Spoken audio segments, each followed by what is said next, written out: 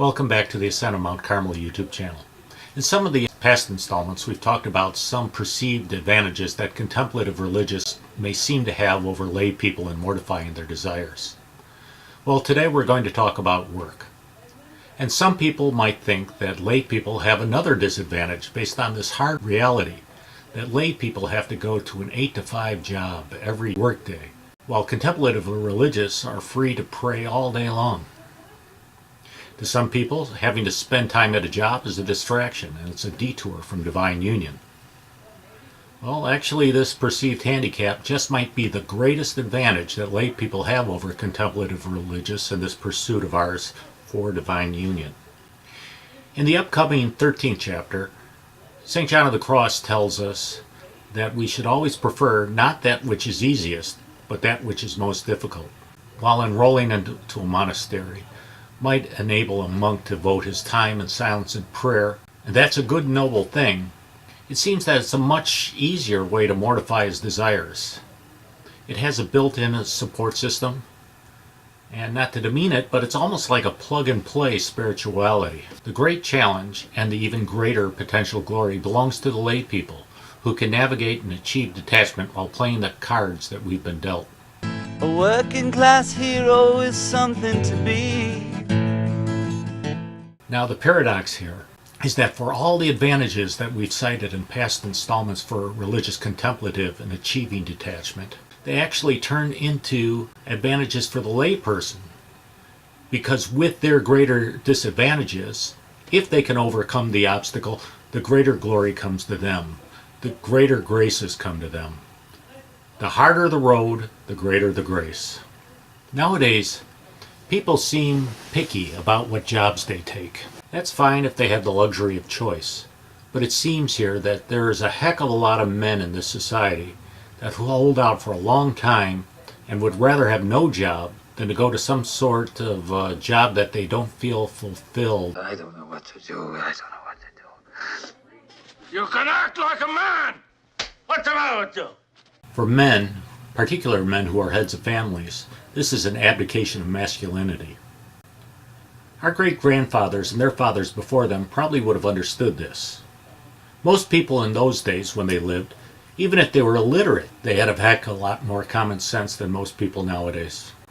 Men got up at the crack of dawn and worked from sun up to sundown for scant wages. Get up in the morning, slaving for bread, sir, so that every mouth can be fed.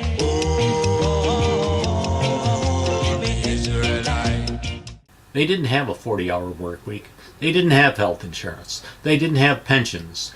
They didn't have workers' compensation benefits. They didn't get to have vacations to Cancun. When they were hurt on the job, they'd just keep on working, because if they stopped, their families would stop eating. Basically, they worked until they died. By the time they were through, their backs were broken, they were ground to dust. Some people say a man is made out of mud. A poor man's made out of muscle and blood. Muscle and blood and skin and bones. A mind that's weak and a back that's strong. You load 16 tons, what do you get? Another day older and deeper in debt. St. Peter, don't you call me, 'cause I can't go. I owe my soul to the company store. They gave up their bodies to their families. And so, their lives were reflections of the life of Jesus, who sacrificed his body for all of us. Watch my daddy in bed and crying. Watch his hand been turning gray. He's been working and slaving his life away. Oh yes, I know. He's been working so hard. I've been working too, baby. Every night and day. Yeah. When a man goes to work, especially when it's a job that he really doesn't like, each day is like a magnificent prayer that is offered up for his family.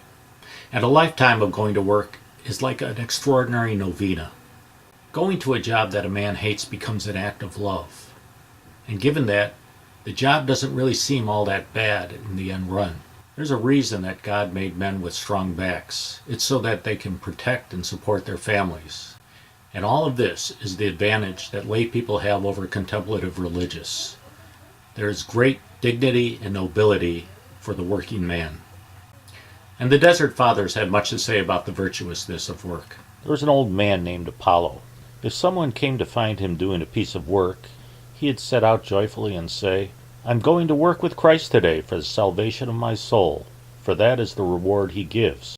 One day St. John the Dwarf said to his elder brother, "I'd like to be free of all care, just like the angels, who do not work, but ceaselessly offer worship to God." So he took off his cloak and went away to the desert. After a week he came back to his brother. When he knocked on the door, he heard his brother say from behind the door, "Who are you?" John answered, "I'm John, your brother." But his brother replied, "John has become an angel, and henceforth he is no longer among men." Then St. John begged him and saying, "It's me." However, his brother did not let him in, but he left him there in distress until morning. Then opening the door, his brother said to John, "You are a man, and you must once again work in order to eat." Then John prostrated himself before his brother and said, "Please forgive me." Some visiting monks who were called Euchites, who were later deemed to be heretics, went to see Abolucius. The old man asked them, "What's your manual work?" And they answered, "Oh, we don't touch manual work, but we do as the evangelist Paul says, we pray without ceasing." So the old man asked them if they ever ate, and they replied that they did. So he said to them, "When you are eating, who is praying for you then?" Then he asked them whether they ever slept, and they replied that they did. So he said to them, "When you are asleep, does somebody pray for you?" They couldn't find any answer to give him. So he said to them, "Please forgive me, but you don't act as you speak. I'll show you how while I'm doing my manual work I pray without interruption. You see, I sit down with God while I'm working, and I say, 'God, have mercy on me, according to your great goodness and according to the multitude of your mercies. Save me from my sins.'" So Abolucius asked them whether this was a prayer, and they replied that it was. Then he said to them, "So when I spend the whole day working and praying, making 13 pieces of money more or less, I put 2 pieces of money outside the door, and I pay for my food with the rest of the money. He who takes those 2 pieces of money prays for me while I'm eating and when I'm sleeping. So by the grace of God I fulfill the precept of praying without ceasing." I hope you've enjoyed this installment of Ascent on Mount Carmel. If you liked it, please subscribe to this channel. If you didn't like it, you probably stopped listening long ago. May God bless you, and please pray for the church.